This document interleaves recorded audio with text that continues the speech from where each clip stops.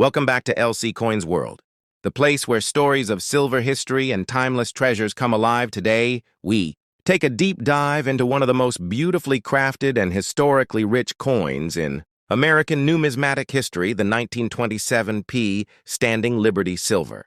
Quarter, a piece of silver that holds far more than just melt value in its weight.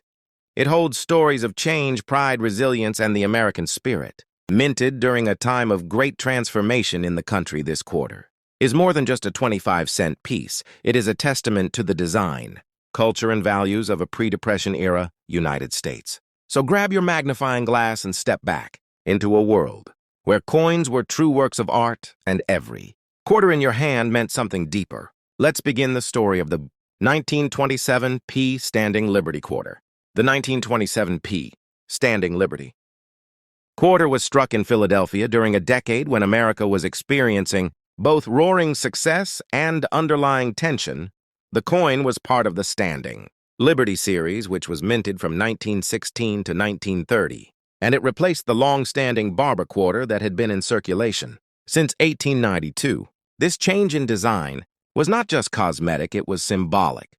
The new design by sculptor Herman A. McNeil was meant to convey strength, vigilance, and peace. The obverse features the figure of Liberty standing boldly in a flowing gown, holding a shield in her left hand and an olive branch in her right. She faces forward, but her gaze is slightly turned to the side as if watching for danger, while offering peace to those who come in good faith. It is worth noting that the earliest versions of this design in 1916 and early 1917 featured a bare-breasted Liberty, which sparked public controversy, eventually leading to a redesign in mid-1917, where a chainmail covering was added to her torso, and the date on the coin was recessed to prevent wear. By the time we reached the 1927 version of the coin, the design had been stabilized and standardized. It retained the modified chainmail-covered Liberty and featured the bold date beneath her feet on the reverse of the coin. A soaring eagle with extended wings flies upward, flanked by 13 stars representing the original colonies. But the 1927 P issue was unique in its own way. It was struck in Philadelphia, which means it carries no mint mark, unlike coins from Denver or San Francisco. The Philadelphia Mint was the primary facility, and in 1927, it produced over 11.9 million of these quarters, which may sound like a large number, but due to heavy circulation and silverware, high-grade specimens are quite rare today. What makes this coin important is not just its mintage or metallic content, but the era in which it was born. The 1920s in America were a time of jazz, prohibition, flappers, and radical change, both socially and economically.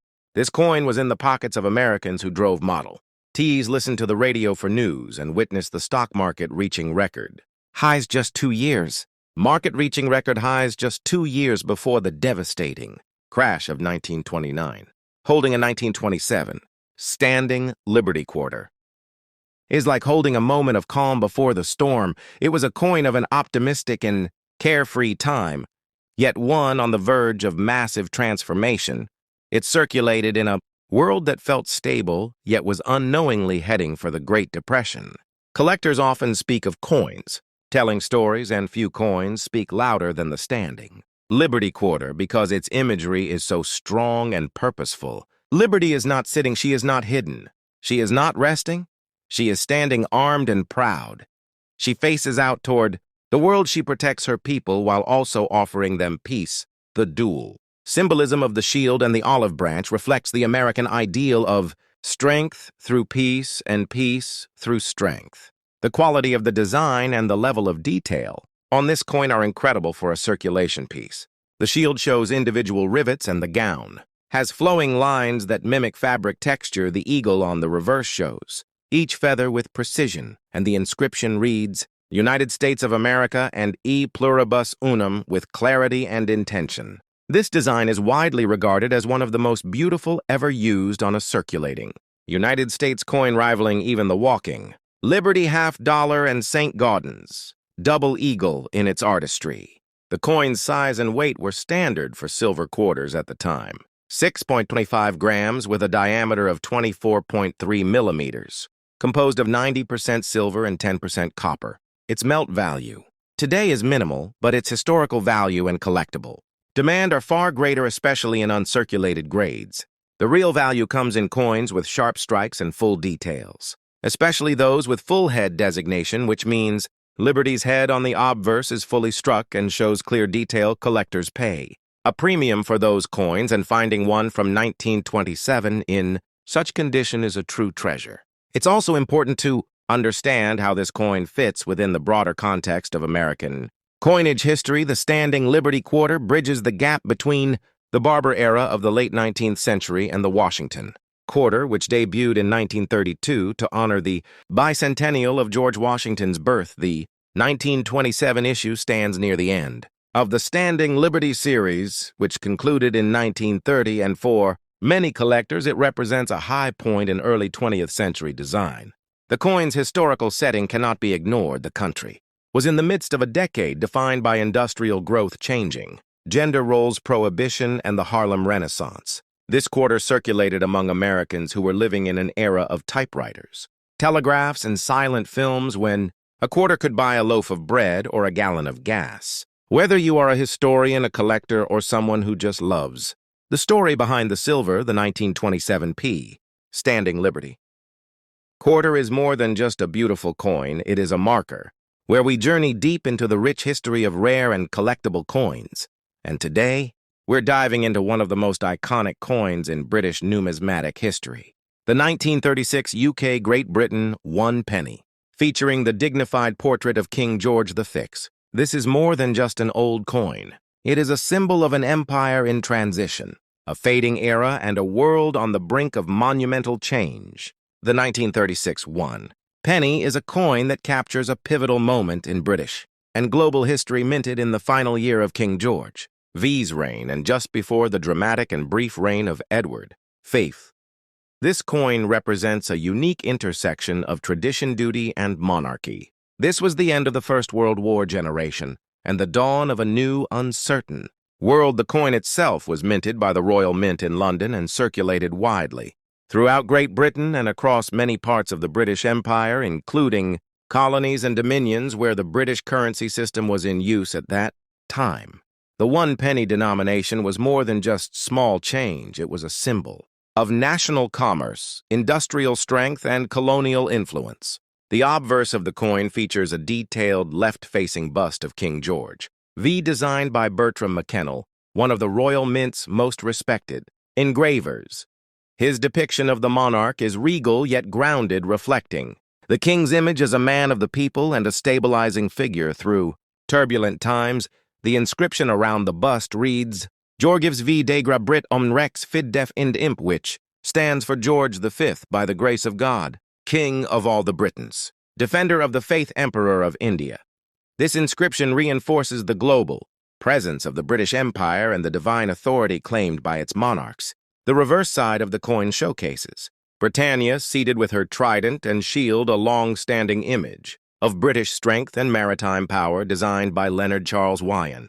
Britannia was used on British coinage for over 300 years, and her presence on this coin during 1936 continued the symbolism of British control over the seas and steadfast governance. The design is balanced with the denomination and the date clearly marked below a simple yet deeply meaningful layout. 1936 was not an ordinary year for the British monarchy. It was the year that King George V passed away in January, leading to the accession of his son, Edward VIII, who would abdicate before the year ended, making way for King George VI, the brother of Edward. This rare sequence of events makes coins dated 1936 especially significant for collectors, as they are tied to a year of great upheaval in the British monarchy. Although the 1936 penny bears the image of George V, it was issued amid preparations and uncertainty about the future of the crown. These coins were mass-produced for circulation, so in average circulated condition. They are relatively common, however, when found in uncirculated or near-mint condition. The 1936 penny becomes a highly desirable collectible. Mint condition.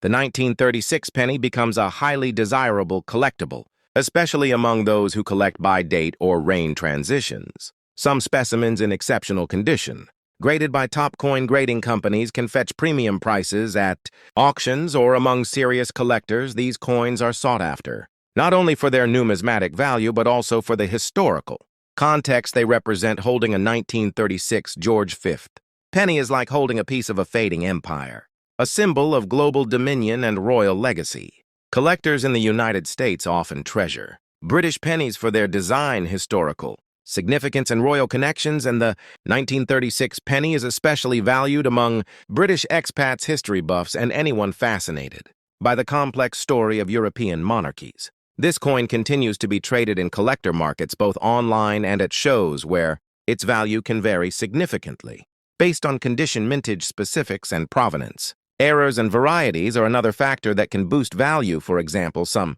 pennies struck with slight die misalignments or plancher errors are considered rare and more valuable. These minting anomalies are part of what makes coin collecting both fascinating and rewarding, because every detail tells a story.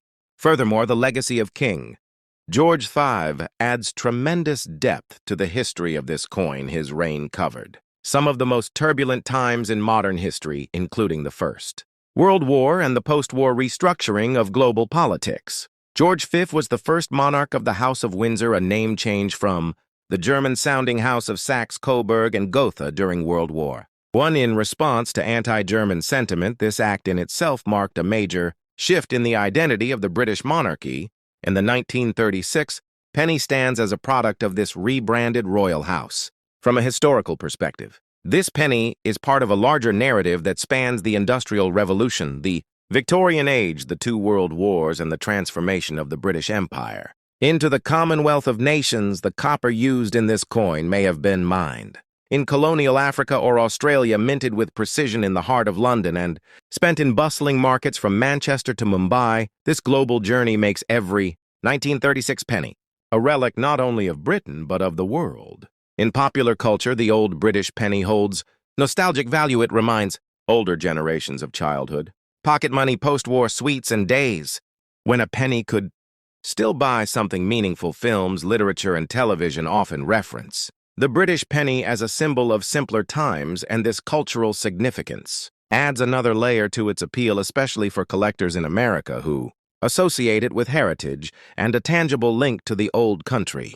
When assessing the condition and value of your 1936 penny, several grading factors come into play, such as wear, marks, luster, strike quality, and any visible blemishes. Coins with sharp features, full rims, and where every coin tells a story and every story connects us to America's past. Today, we dive into the remarkable journey of the 1922 silver piece dollar, a coin born from the ashes of war, shaped by hope and peace, and now cherished by collectors across generations. If you've ever held one, you know the weight of history it carries, and if you haven't, today you will walk through its origins, its cultural power, its values in today's market, and the many secrets that lie beneath its silver surface.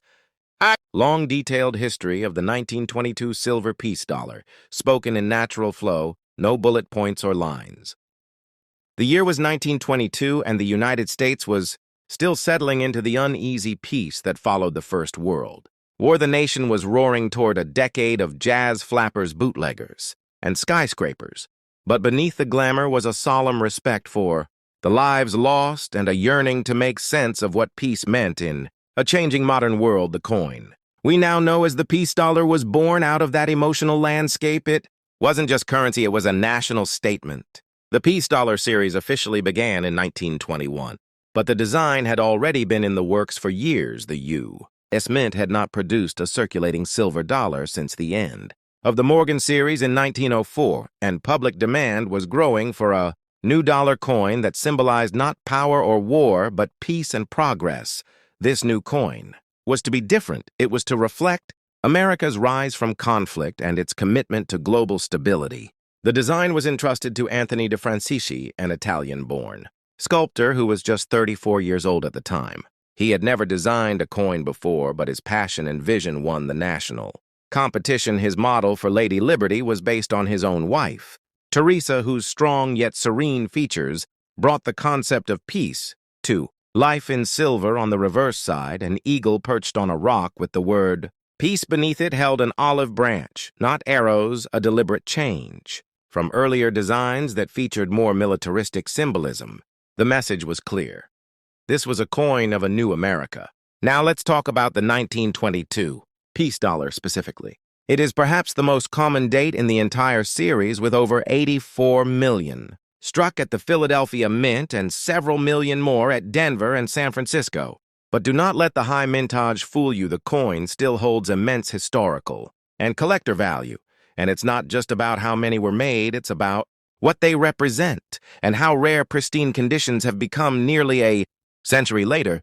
1922 was also the first full year of production, and with that came growing pains. The high-relief dies used in the 1921 issue proved difficult to strike consistently and caused die breakage and inefficient production.